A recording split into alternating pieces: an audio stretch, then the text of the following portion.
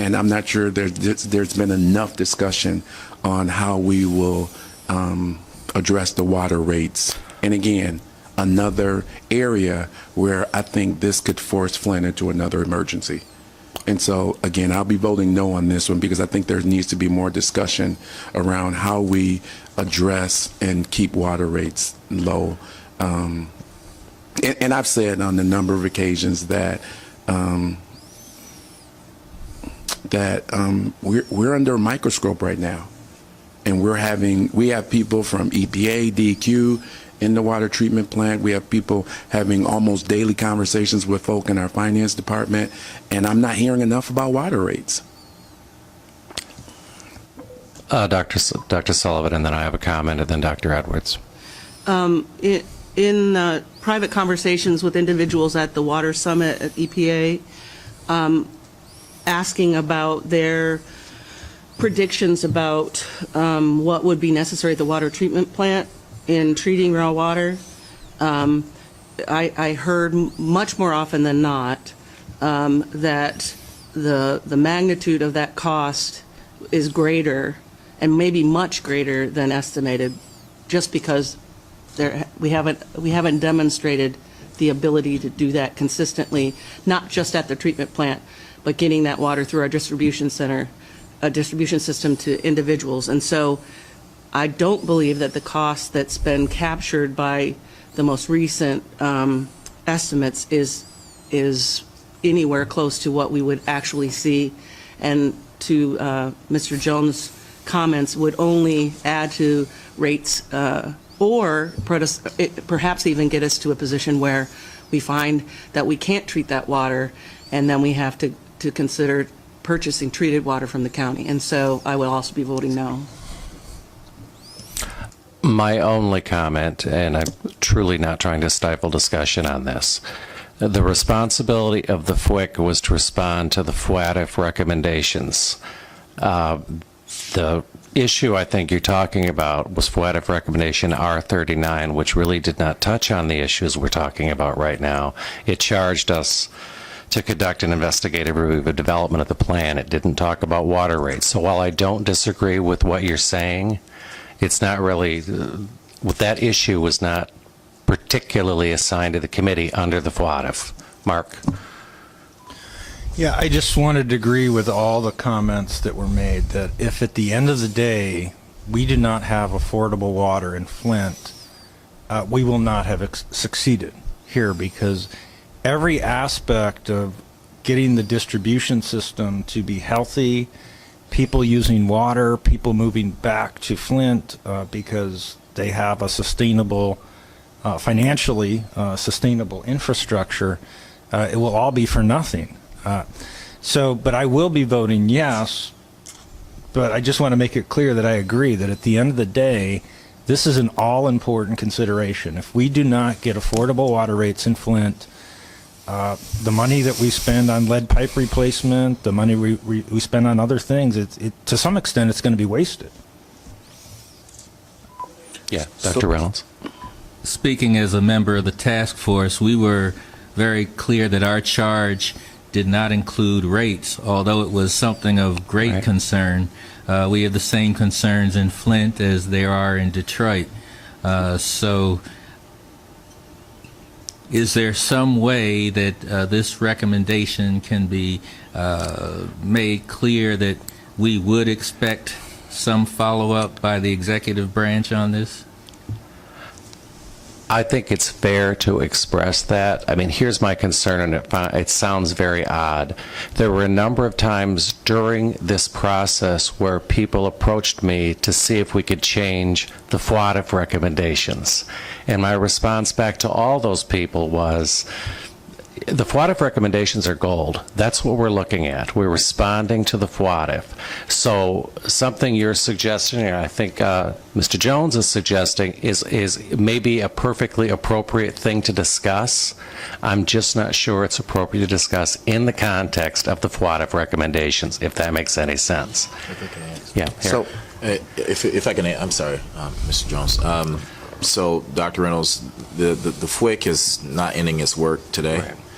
And so we will continue to meet as a committee, and if this is one of the items that need to be addressed, it's very appropriate for that to be addressed. But I think what I'm hearing Mike say is that in the recommendations we got from your independent task force, we're responding to the specifics of those It was recommendations. the governor's task force. But the governor's task force that you happen to participate on. Exactly right. Thank you.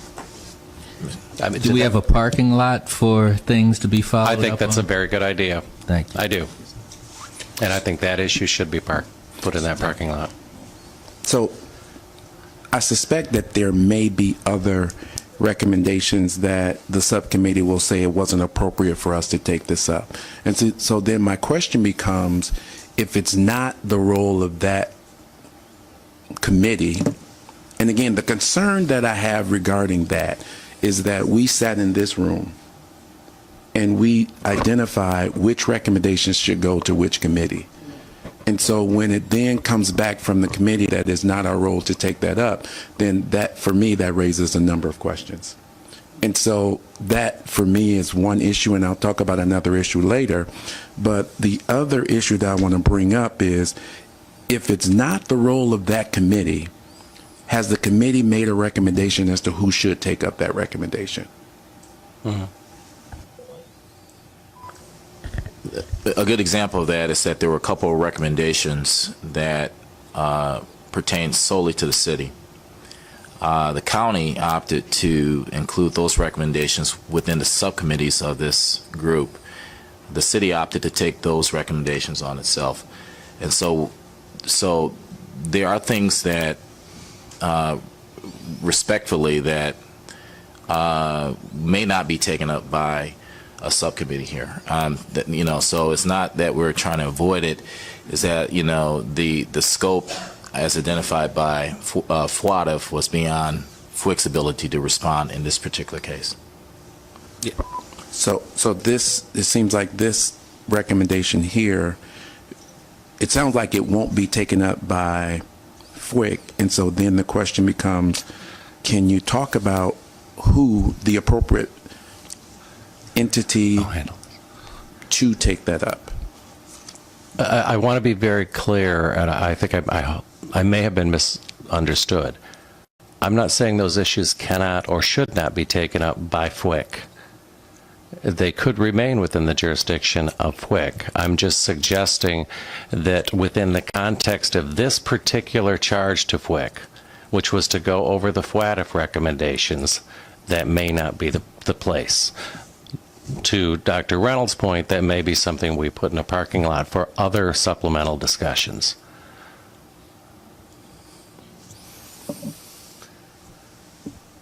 Any other discussion? Help me out, Stacy. Where are we? I don't even know if we have a motion. No one's made a motion yet. No one's made a motion. We're on the KWA policy. Okay, we have a motion by DEQ supported by MDE.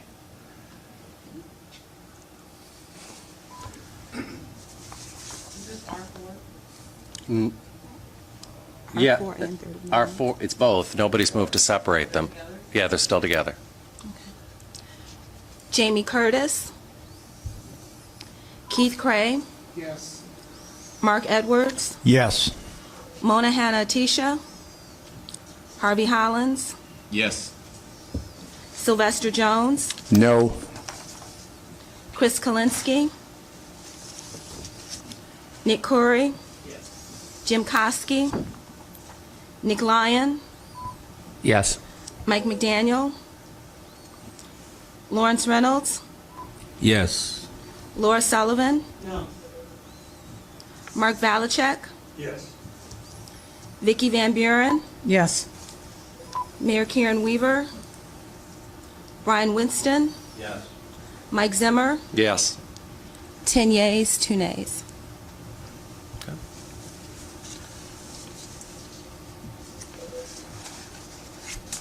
Dr. Sullivan, if you don't mind, I'd like... I have it. I was going to suggest that we hold the ones we've separated out until the end. Okay? So we'll come back to this at the end. See, I hold that. Okay, thank you. We are now on the Policy Subcommittee, which had, as you'll recall from the presentation a few weeks ago, 13 different recommendations. Sort of globally, 8 of those recommendations had to do with modifications or changes to the lead and copper rules, which I think we've gone over probably ad nauseum. 3 of those, that would be recommendations 20, 21, and 22, dealt with requested reviews of the emergency manager law, and I think we went over that recommendation, which is essentially to form a group to exhaustively examine that, including representatives from cities who have participated in emergency managers, as well as the residents of those cities. That's in recommendations 20, 21, and 22. Recommendation 23 dealt with environmental justice, and as you saw within that recommendation, the group recommended another group, this time to form a frankly more exhaustive examination of the issue than simply a review of the 2009 DEQ version. It is my personal belief that environmental justice issues extend beyond a single department and a single level of government, and I would rather review it globally. The last sort of outlier recommendation was recommendation 44, which dealt with raising the recommendation to raise the, I will probably get this title wrong, Chief Medical Executive position. Let the record reflect that's the first time I've done that right in about 10 years, to the Cabinet. Are there any questions on any of these recommendations? I know I went through them relatively quickly, but we've done this one before. Who was that? Oh, thank you. Moved by DE, supported by Sylvester Jones. Jamie Curtis. Keith Cray. Yes. Mark Edwards. Yes.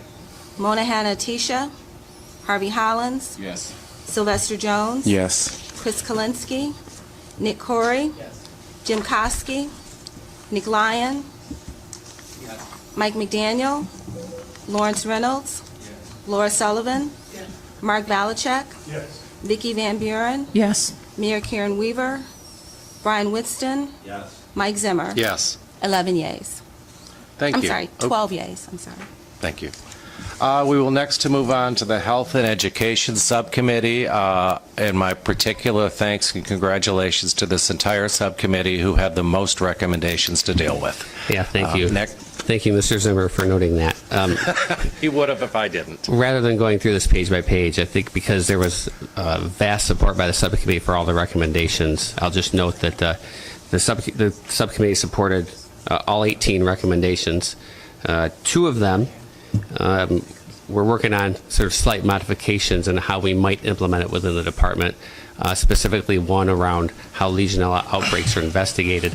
The task force assigned that to DHHS. Dr. Reynolds has suggested that we make sure that we coordinate with DEQ on that. We think that's a great idea, so we support that. And then we also wanted to make sure that we're using sound epidemiological practices through our local health departments when water changes are occurring in local jurisdictions. So we are quite pleased with that. And the second one was there was in R35, I believe, there was a under our family support services that we got approved under the Medicaid waiver. The stated goal is to ensure that every child be followed up with if they had an elevated blood level. What we saw in many instances were parents and families were turning down these services. So we are working very hard through CHAP and local partners, not just in Genesee County, but statewide, to assure that we're really stressing the value of what these services mean and can provide. And we're ensuring that we're going to offer those services to each person. You can't generally force people into doing something that they don't want to do, although that does not change our desired impact of helping each family that's been affected by the water. One item is an in-progress item. The Flint registry is something that Dr. Mona Hanna-Attisha and Kirk Smith have been working very hard, as is our staff, to really define what can be done through health information exchange, electronic medical records, existing databases. So that one's still in progress, and we note that within our comments in the document. We're still pursuing federal funding, and I know there's philanthropic funding that's potentially being pursued as well, and we're looking at it from a state perspective as well. So while that's further defined, we've made progress in many areas. I think that one's still in the infancy of what we need to do there. I note just a few things that came out of the subcommittee. First and foremost, the provision of services, our request for a Medicaid waiver. I think the subcommittee was very happy with that, our Flint Children's waiver, that now is serving more than 20,000 people in the city of Flint, including 1,500 new registrants that have come in since the establishment of the waiver. And I'm happy to announce that many of them have been assigned into health plans, and many of them are taking advantage of our family support services. The governor announced here the Childhood Lead Poisoning Elimination Board. So that recommendation has been fully taken care of, and Dr. Wells is representing DHHS in the state of Michigan on that subcommittee.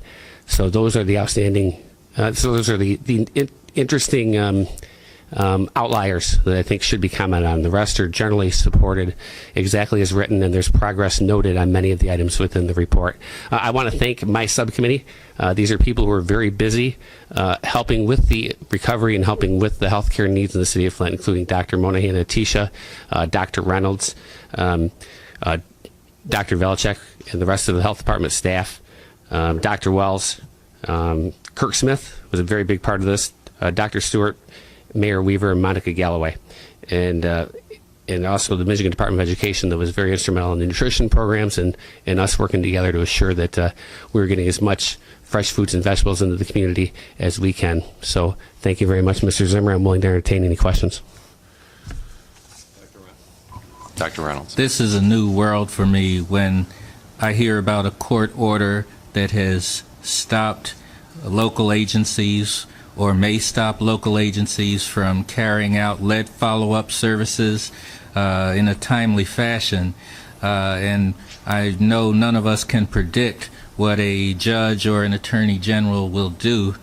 However, it's of great concern to physicians and the health community, and we hope there will be a speedy resolution so that we can continue as a community with our work. Thank you, Dr. Reynolds. We certainly support for a speedy resolution as well with the department. Any questions? Yes. Oh, Brian Whiston has moved support. Is there any discussion? Yeah. Second? Second. Harvey gets this second. Sorry, George. Jamie Curtis. Keith Cray. Yes. Mark Edwards. Yes. Mona Hanna Atisha. Harvey Hollins. Yes. Sylvester Jones. Yes. Chris Kalinsky. Nick Corey. Yes. Jim Koski. Nick Lyon. Yes. Mike McDaniel. Lawrence Reynolds. Yes. Laura Sullivan. Yes. Mark Valichek. Yes. Vicki Van Buren. Yes. Mayor Karen Weaver. Brian Whiston. Yes. Mike Zimmer. Yes. 12 yeas. Nice job, Nick and team. Thank you. We're next going to move to the city of Flint. Sylvester Jones.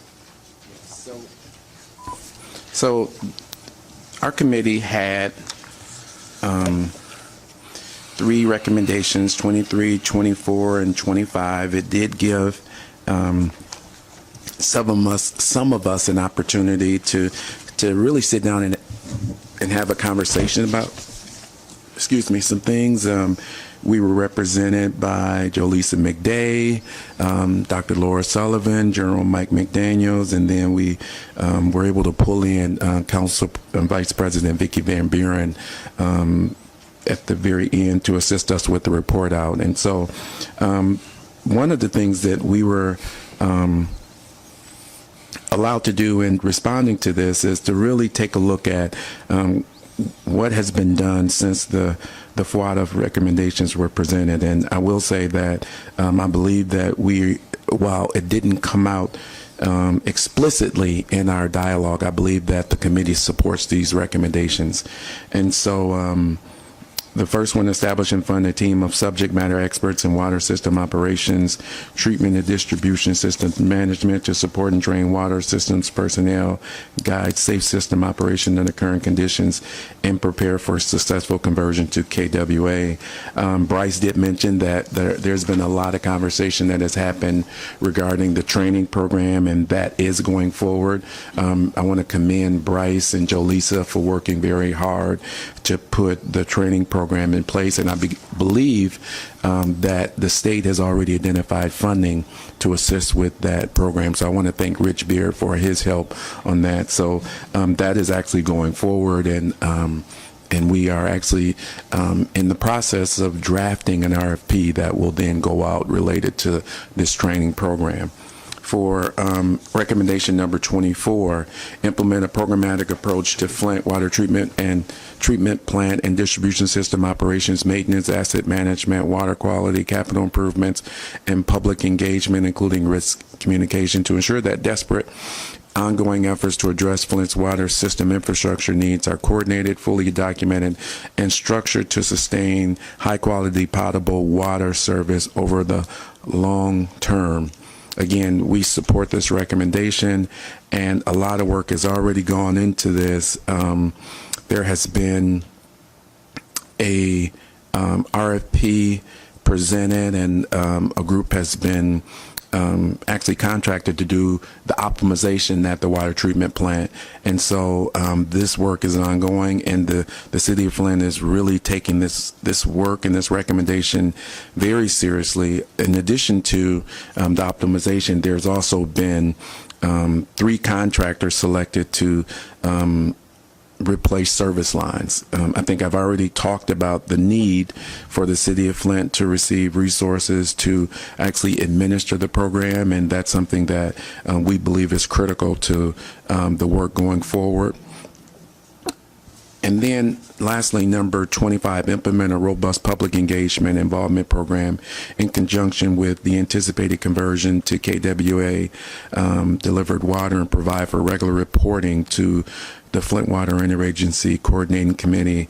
I want to announce to the group that the city of Flint is actually, we've identified a funding source that might be interested in supporting a community engagement director who will assist in the efforts that are already underway by our mayor in engaging with the public on a very regular basis. As we reported, the mayor does a weekly press conference in which she's talking about this on a regular basis. She's done town hall meetings on a monthly basis.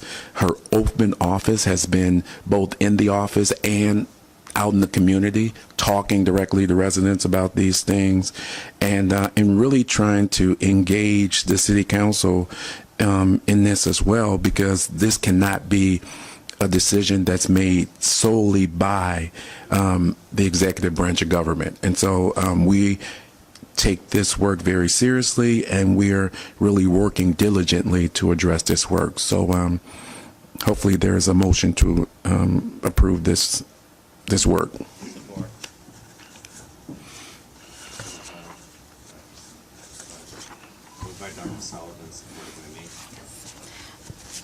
Jamie Curtis. Keith Cray. Yes. Mark Edwards. Mona Hanna-Attisha. Harvey Hollins. Yes. Sylvester Jones. Yes. Chris Kalinsky. Nick Corey. Jim Kosky. Nick Lyon. Yes. Mike McDaniel. Lawrence Reynolds. Laura Sullivan. Mark Valachek. Vicky Van Buren. Yes. Karen Weaver.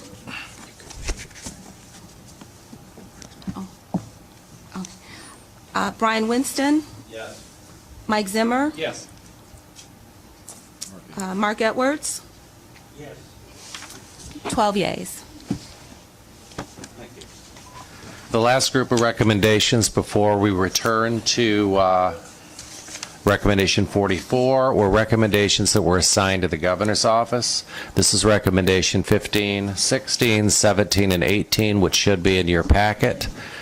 These recommendations collectively ask for improved communication flow within the departments and the executive, as well as changes in the culture of state government. I think we described, in each of those cases, we agreed with the recommendation of the FWICC, or recommend agreement with the recommendation of the FWICC. It talked about some of the steps the governor is doing internally within the cabinet and within particular departments in terms of improving culture, improving communication. I would handle any questions anybody has. Questions or discussion? Mr. Hollins moves. Mr. Whiston's, Vicky, sorry, Brian, you lost again. The Commissioner Van Buren supports. Jamie Curtis. Keith Cray. Yes. Mark Edwards. Monahan Atisha. Harvey Hollins. Yes. Sylvester Jones. Yes. Chris Kalinsky. Nick Corey. Jim Koski. Nick Lyon. Yes. Mike McDaniel. Lawrence Reynolds. Laura Sullivan. Mark Valachek. Vicky Van Buren. Yes. Karen Weaver. Brian Whiston. Mike Zimmer. Yes. 12 yeas. Okay. I think the last outstanding issue for the group is recommendation 41. Dr. Sullivan had an amendment that she was requesting or suggesting, adding item 11. I think I'm stalling because they're getting the amendment to me so I can read it.